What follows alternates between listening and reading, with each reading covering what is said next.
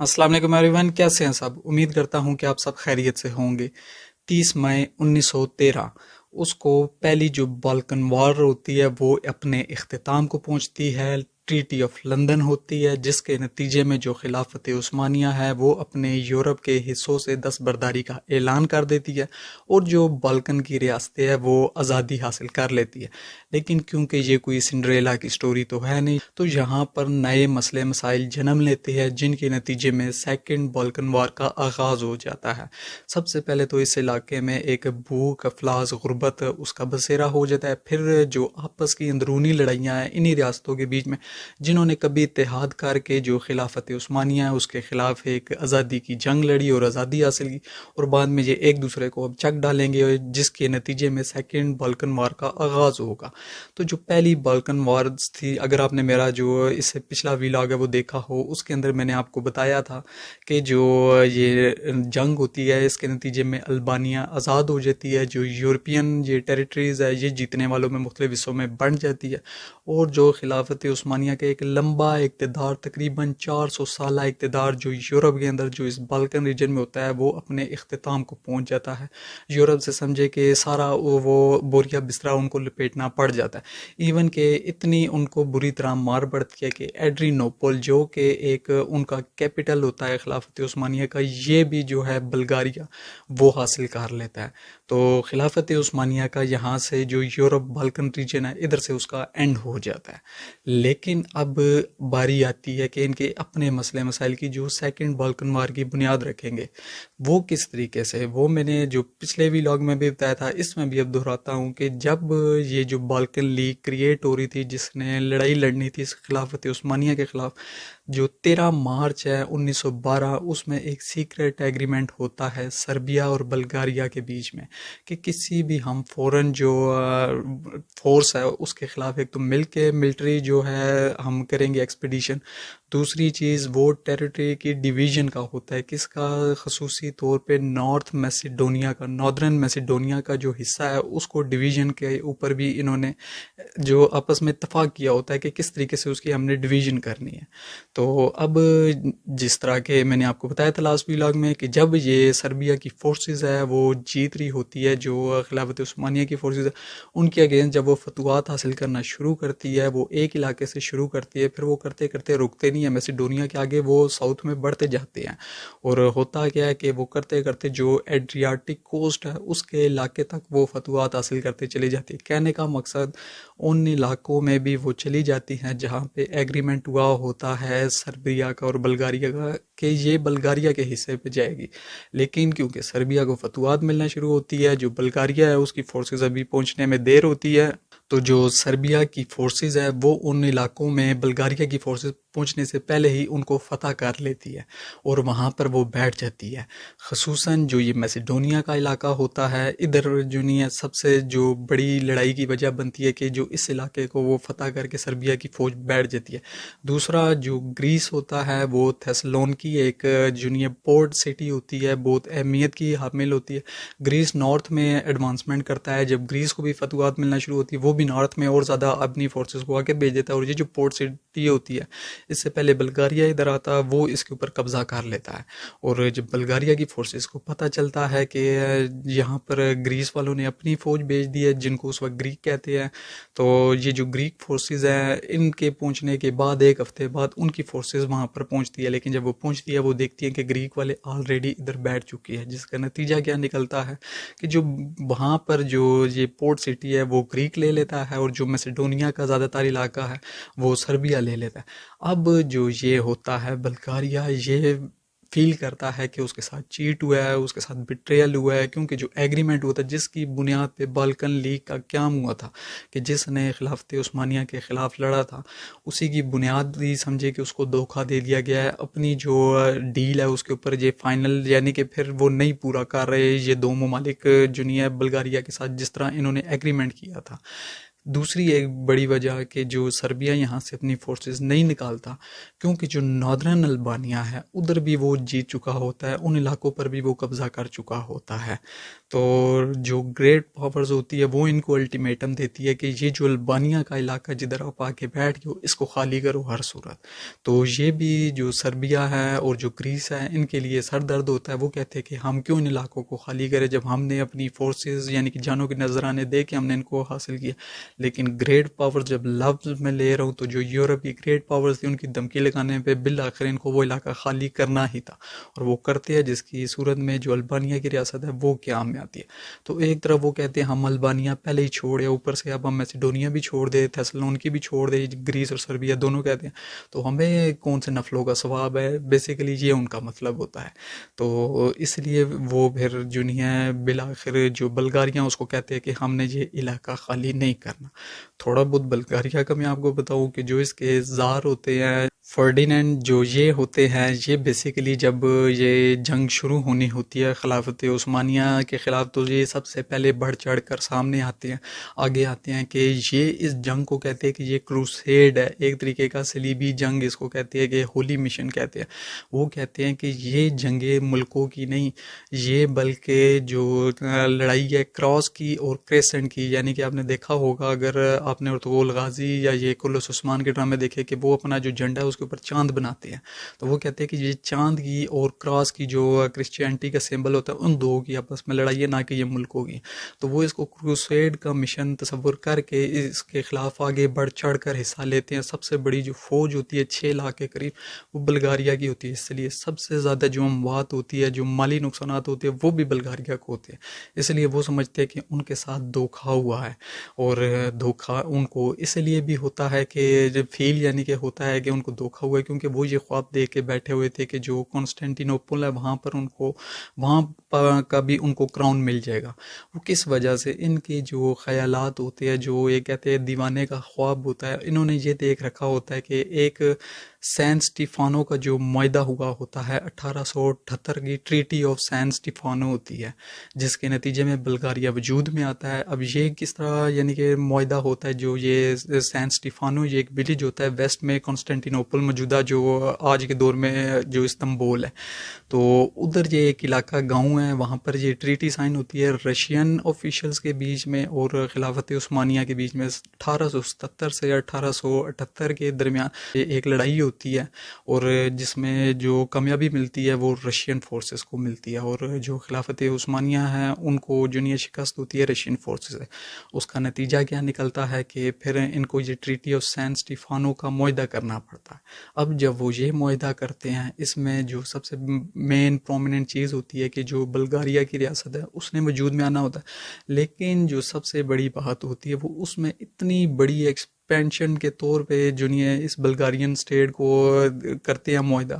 کہ اس میں اتنے زیادہ علاقے آنے ہوتے ہیں جو نیبرنگ کنٹریز ہوتی ہے اور جو گریٹ پاورز ہوتی ہے وہ بھی اس کے ان کے بھی کان کھڑے ہو جاتے ہیں اس کے اوپر. حالانکہ جو رشین آفیشلز ہیں وہ یہ کہتے ہیں کہ ہم یہ جو ایک رف ڈرافٹ کے ذریعے جو نہیں ہے جو گریٹ پاورز ہماری جو دوسری ہیں ہم ان کو بہت ٹھنڈا کرنا چاہتے ہیں.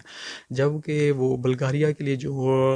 پلان دیتے ہیں، جو نقشہ دیتے ہیں، اس میں وہ اتنے بڑے علاقے اس میں شامل کر دیتے ہیں جیسے کہ پورے کا پورا ایسٹرن اور ویسٹرن جو ہے تھریس کا علاقہ، اس کے علاوہ جو پورے کا پورا میسیڈونیا ہے، پھر جو کانسٹینٹینوپل ہے اور جو ایڈرن ہے. وہ بھی کہتے ہیں کہ اس سین سٹیفانو جو ٹریٹی ہے اس کے جو ذریعے ہے وہ جو ٹیبل نیگوسیشنز ہوتی ہیں ان کے ذریعے وہ خلافت عثمانیہ سے لکھوا لیتا ہے رشین آفیشیل جو ہوتے ہیں بلغاریہ کے حق میں. تو حالانکہ اس کا ایم یہ ہوتا ہے کہ میں کسی طرح جو میری رائیول پاورز ہے جو اس وقت کی یورپین گریٹ پاورز ہیں ان کو بس جو نہیں ہے ٹھنڈا کر سکوں. لیکن وہ بھی اس چیز کے اوپر جو نہیں ہے اپنے ریزرویشن تحفظات شو کرتے ہیں کہ یہ تو بہت بڑی کسی ریاست کا قیام کرنے جا رہا ہے. تو کیونکہ جو بڑی طاقت ہوتی ہے وہ ہمیشہ اسٹیٹس کو اور جو نہیں ہے بیلنس آف پاور کو ترجیح دیتی، کسی ایک سائڈ کو زیادہ طاقتور نہیں ہونے دیتی.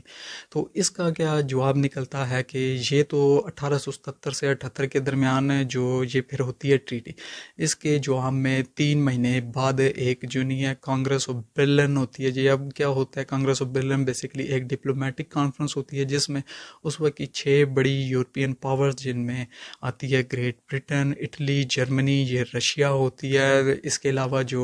یہ ہوتی ہے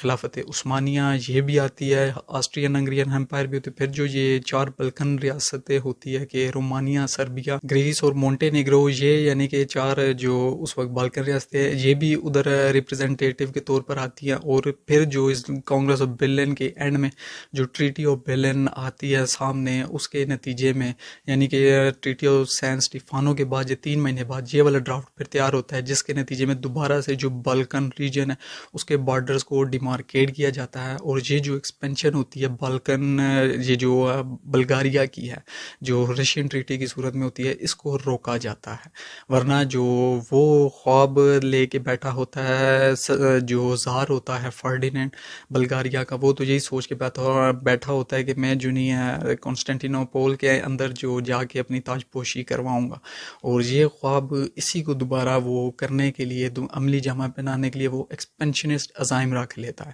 کہ جنگ کے بعد حالانکہ جو تمام جتنے بھی یورپین یہ پاورز ہوتی ہیں نا، کہ آپ سمجھے بالکنز کی میں بات کر رہا ہوں کہ ایک طریقے نے انہوں نے جو کامیابی حاصل کرنی تھی وہ تاریخ انہوں نے فتح تو حاصل کر لی، انڈیپینڈنس حاصل کر لی، لیکن جو یہ زار فرڈینینڈ ہوتا ہے بلغاریہ کا، یہ کہتا ہے کہ مجھے تو اور زیادہ ریاستیں چاہیے، مجھے اور زیادہ ٹیریٹوریل ایکسپینشن چاہیے۔ کیونکہ اس کا جو ٹریٹی آف سین اسٹیفانو ہے وہ والا خواب نہیں پورا ہوتا، تو وہ کہتا ہے میں خود سے پورا کروں، لیکن خود سے بھی جب پورا کرنے کی باری آتی ہے، میں نے آپ کو بتایا چٹلسا کا مقام ہوتا ہے جو کنسٹنٹینوپول سے آگے آتا ہے، اور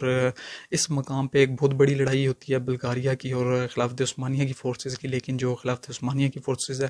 یہاں پر بہت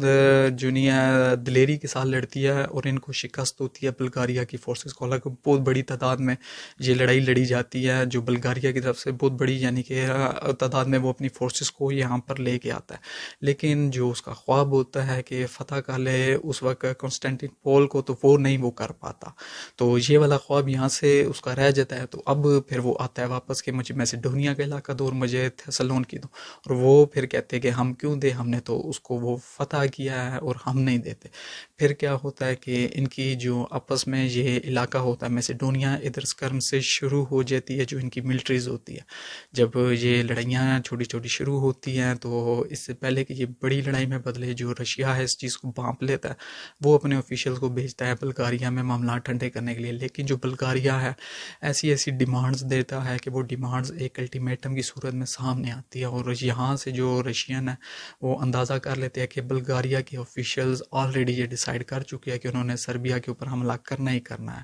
تو پھر کیا ہوتا ہے کہ جو یہ سربیا ہے اور جو گریس ہے، کیونکہ گریس بھی آلریڈی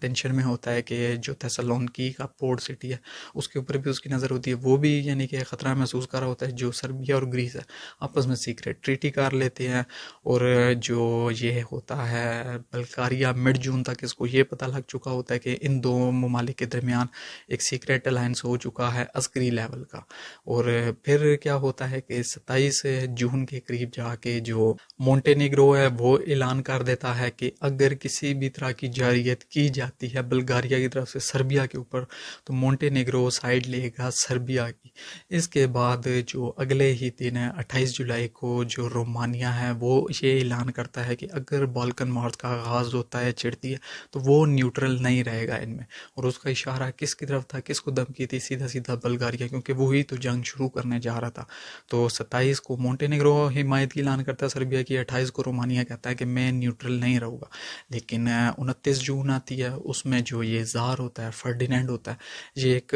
حکم جاری کر دیتا ہے کہ جو سربیا ہے اور گریس ہے ان کے اوپر سرپرائز اٹیک لانچ کیا جائے، لیکن ڈکلریشن آف وار نہ کی جائے۔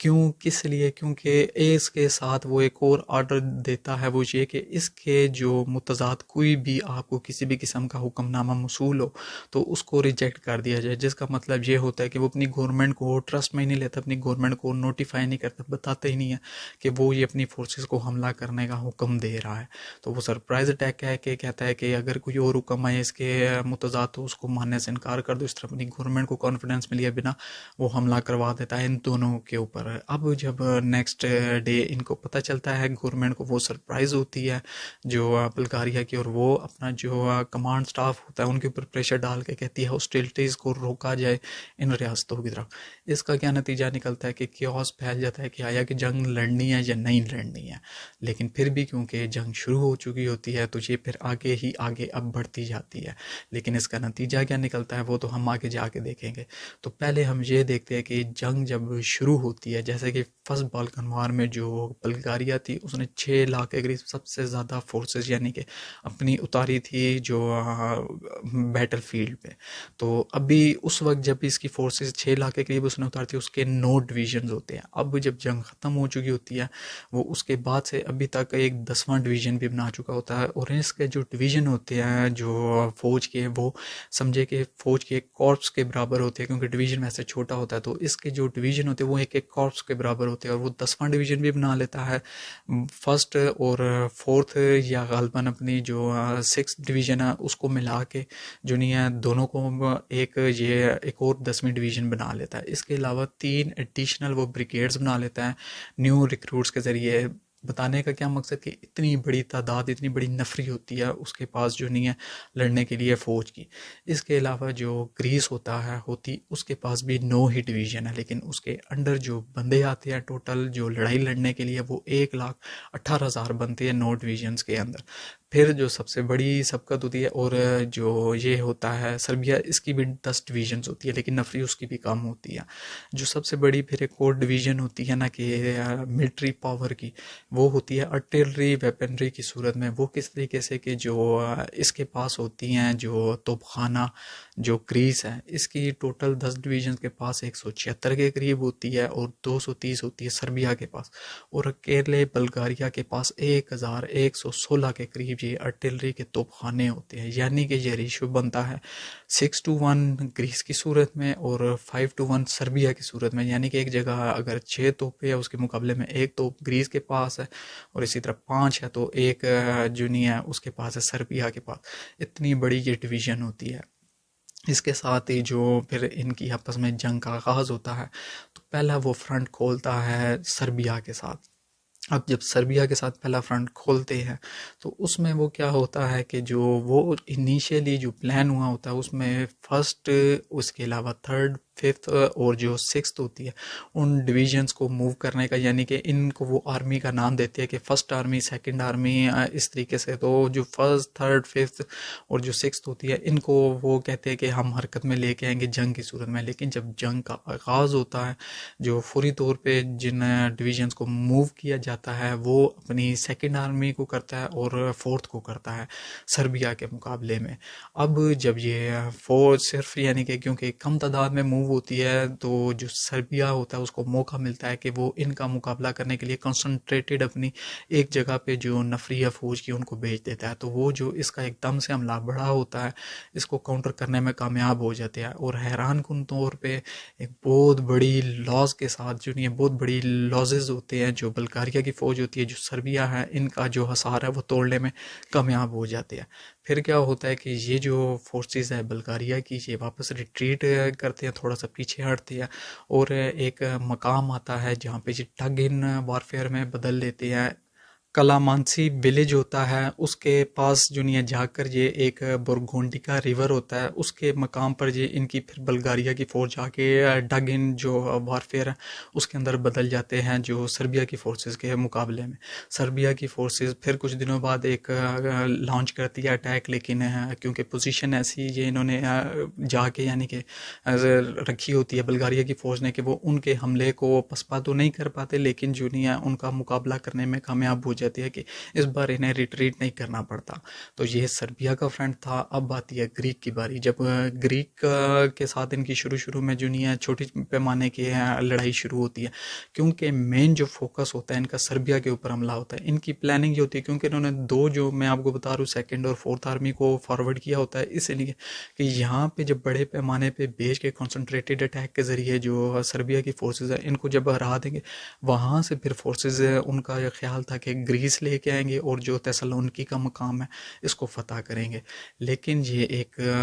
سمجھے کہ بڑی ہی بیوقوفانہ قسم کی یا خیالی پلاولی پلاننگ ہوتی ہے اور ایسا ہو نہیں پاتا. الٹا وہاں پر بھی انہیں پھینٹی لگتی ہے جب ادھر آلریڈی گریس کے مقابلے میں ان کی جو تعداد ہے فورسز کی یہ کم ہوتی ہے. تو جو گریس ہے وہ اچانک حملہ کر دیتا ہے ان کی فورسز کے اوپر، اور ان کی جو فورسز ہے بلغاریہ کی ان کو بہت بری طرح شکست ہوتی ہے اور یہ پیچھے ہٹنے کے لیے مجبور ہو جاتے ہیں. جو پہلا جہاں پر یہ کامیاب ہوتے ہیں جو گریس کی آرمی ہے وہ کلکس کے مقام پر ہوتے ہیں. اس کے بعد 5 جولائی کو ہی یہ گریک فورسز ہے ایک اور کامیابی مین جو میجر کی میں ذکر کروں کہ جو میجر کامیابی حاصل کرتے ہیں وہ ڈویرن کا ایک مقام ہوتا ہے، وہاں پر بھی بلغاریہ کی فورسز کے اوپر کامیاب ہو جاتے ہیں.